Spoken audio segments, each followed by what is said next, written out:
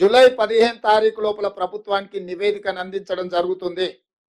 ఆ నివేదికను రాబోయే బడ్జెట్ సమావేశాలలో శాసనసభలో ప్రవేశపెట్టి అందరి శాసనసభ్యుల యొక్క అభిప్రాయం తీసుకొని భవిష్యత్ కార్యాచరణను, రైతు భరోసా విధి విధానాలను నిర్ధారించి ఆ నియమ నిబంధనల మేరకు అర్హులైన ప్రతి ఒక్కరికి రైతు భరోసా పథకాన్ని అమలు చేయాలని మా మంత్రివర్గం నిర్ణయం తీసుకున్నది.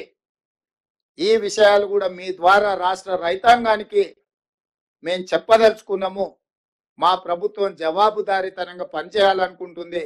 పారదర్శకంగా ప్రజల ముందు మా విధి విధానాలను పెట్టి ముందుకు నడవాలనుకుంటున్నాము.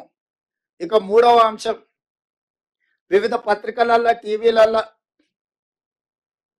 కొన్ని పొలిటికల్ పార్టీ ఓన్డ్ మీడియా కూడా రకరకాల రాద్ధాంతాలు, విషయాలను చిల్వలు పలువలు చేసి లేదా ప్రభుత్వం మీద అపోహలు కలిగించడానికి లేదా ఎక్కడనో సమావేశాలలో ఉన్న మంత్రులను, ఎమ్మెల్యేలను లేని వార్తల్ని ప్రశ్నల రూపంలో వాళ్ళని అడిగి వాళ్ళతో ఏదో ఒకటి మాట్లాడించి దానికి ప్రచారం కల్పించి ప్రభుత్వం యొక్క ప్రతిష్ట దెబ్బతీయాలని ప్రయత్నం చేస్తున్నారు.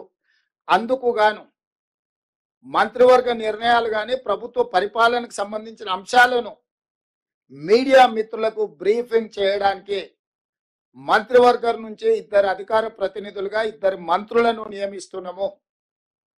దానికి శ్రీధర్ బాబు గారు మిత్రుడు, పొంగులేటి శ్రీనివాసరెడ్డి గారు బాధ్యత తీసుకుంటారు.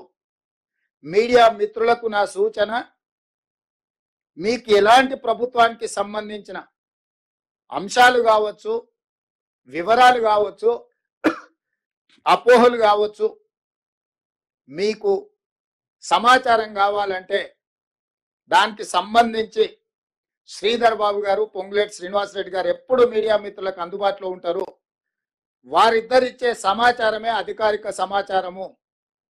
మీరు ఏది పడితే అది, ఎట్లా పడితే అట్లా ఊహించుకోవడానికి కానీ, ఖాయించుకోవడానికి కానీ, రాయించుకోవడానికి కానీ, చూయించుకోవడానికి కానీ అవకాశం లేకుండా పకడ్బందీగా ప్రభుత్వం ఈ నిర్ణయం తీసుకున్నది.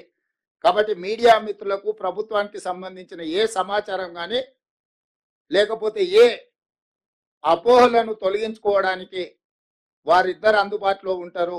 మా ప్రభుత్వం పక్షాన